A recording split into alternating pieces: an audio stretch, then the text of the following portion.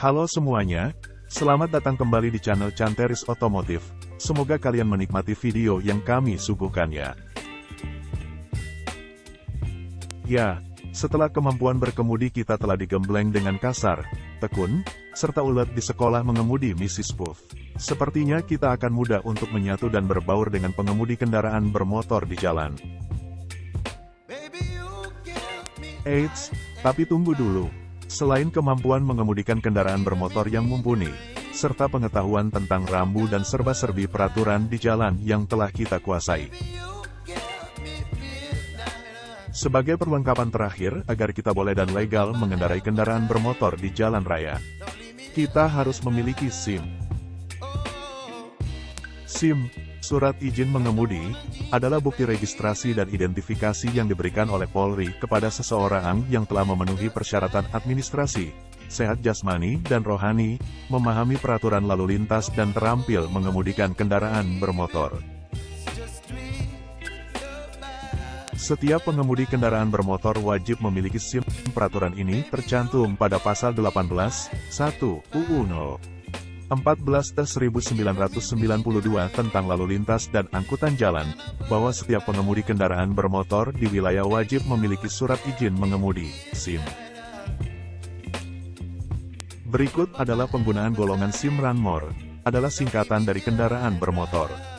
Ranmor adalah setiap kendaraan yang digerakkan oleh peralatan mekanik berupa mesin selain kendaraan yang berjalan di atas rel. Sepeda motor adalah ranmor beroda dua dengan atau tanpa rumah-rumah, pelindung, dan dengan atau tanpa kereta samping atau ranmor beroda tiga tanpa rumah-rumah.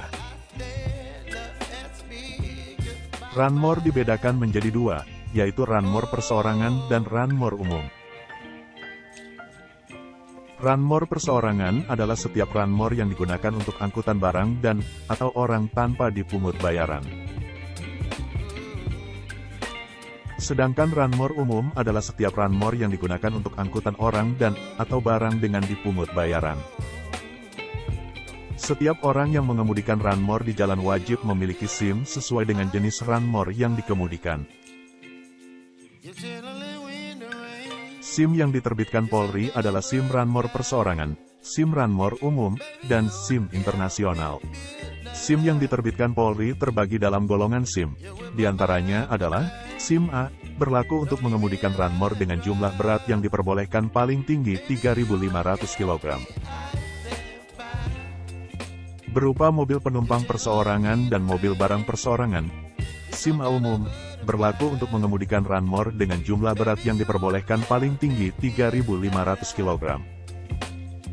Berupa mobil penumpang umum dan mobil barang umum. SIM B1, berlaku untuk mengemudikan ranmor dengan jumlah berat yang diperbolehkan lebih dari 3.500 kg. Berupa mobil bus perseorangan dan mobil barang perseorangan, SIM B1 umum, berlaku untuk mengemudikan ranmor dengan jumlah berat yang diperbolehkan lebih dari 3.500 kg. Berupa mobil bus umum dan mobil barang umum, SIM B2, berlaku untuk mengemudikan ranmor berupa kendaraan alat berat, kendaraan penarik, dan kendaraan dengan menarik kereta tempelan atau gandengan perseorangan dengan berat yang diperbolehkan untuk kereta tempelan atau gandengan lebih dari 1.000 kg. SIM C, berlaku untuk mengemudikan ranmor jenis sepeda motor dengan kapasitas silinder mesin sampai dengan 250 cc. SIM C1, berlaku untuk mengemudikan ranmor jenis sepeda motor dengan kapasitas silinder mesin di atas 250 cc. Sampai dengan 500 cc atau ranmor sejenis yang menggunakan daya listrik. SIM C2, berlaku untuk mengemudikan ranmor jenis sepeda motor dengan kapasitas silinder mesin di atas 500 cc atau ranmor sejenis yang menggunakan daya listrik. SIM D, berlaku untuk mengemudikan ranmor jenis kendaraan khusus bagi penyandang disabilitas yang setara dengan golongan SIM C, dan SIM D1, berlaku untuk mengemudikan ranmor jenis kendaraan khusus bagi penyandang disabilitas yang setara dengan golongan SIM ANA. Setelah kita mengetahui jenis SIM, kita juga perlu mengetahui proses untuk mendapatkan SIM ini. Uniknya banyak yang berpendapat jika ujian praktek SIM di Indonesia dinilai terlalu sulit. Apakah benar demikian? Untuk mengetahuinya mari kita bandingkan ujian praktek SIM di Indonesia dengan ujian praktek SIM di negara lain. Untuk pertama, mari kita bandingkan dengan ujian praktek SIM di Malaysia. Untuk SIM B2, motor di bawah 250 cc pemohon harus melewati rintangan berupa jalan yang lebih tinggi dan kecil untuk menguji keseimbangan. Selanjutnya, pemohon SIM B2 juga dihadapkan rintangan seperti zigzag, lalu uji pengereman, dan melewati jalanan yang tidak rata. Ujian SIM selanjutnya juga melakukan putaran angka 8, namun treknya terlihat lebih lebar. Terakhir, pemohon SIM harus melewati rintangan berupa melewati sudut-sudut belokan yang lebih tajam. Syaratnya kaki tidak boleh turun dan melakukan pengereman di belakang garis putih. Sementara untuk ujian praktek SIM di Jepang, seperti dikutip dari Tokyo Driving School, SIM motor juga terbagi atas kapasitas mesin. Paling kecil 50 cc atau kurang, moped, di atas 50 cc sampai 400 cc, regular motorcycle, dan di atas 500 cc, large size motorcycle. Ada beberapa rintangan yang perlu dilewati seperti balance beam mirip-mirip dengan yang ada diterapkan di Malaysia. Pemotor perlu melewati rintangan berupa jalur dengan kontur lebih tinggi sepanjang 15 meter, lebar 30 cm. Harus dilewati 7 detik untuk motor regular, dan 10 detik untuk motor geda atau large size. Selanjutnya, pemohon SIM motor juga harus melewati rintangan slalom dengan catatan waktu di bawah 7 detik untuk motor gede.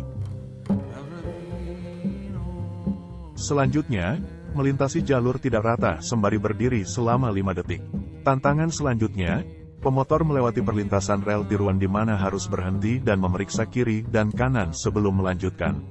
Tes kemudian berlanjut berupa ke tahap crank course dengan melewati jalur sempit yang dibatasi kon. Lalu ke tahap bagaimana menanjak dan berhenti di turunan. Ujian belum usai sebab peserta harus melewati jalan meliuk-liuk yang dibatasi kon. Bahkan dalam tayangan lain juga mengitari seperti berbentuk angka 8. Tak ketinggalan, pemotor juga diuji materi berupa emergency stop, yakni berhenti dalam jarak 11 meter dari kecepatan 40 km per jam tanpa selip.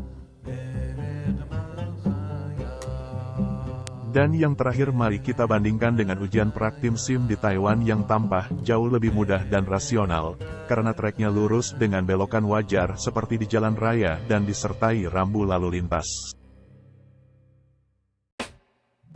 Nah, jadi seperti itu ya sedikit informasi tentang SIM dan juga beberapa perbedaan ujian praktek SIM di Indonesia dengan beberapa negara. Nampak jika praktek ujian SIM di Indonesia memang sedikit lebih sulit. Ya mungkin karena Bapak Polisi tahu ya jika memang skill berkendara masyarakatnya memang di atas rata-rata. Oke, sampai di sini dulu ya video kali ini. Banyak salah dan kekeliruan dalam informasi dan penyampaiannya, mohon dimaafkan ya. Sampai jumpa di video selanjutnya. Don't leave me here high and dry.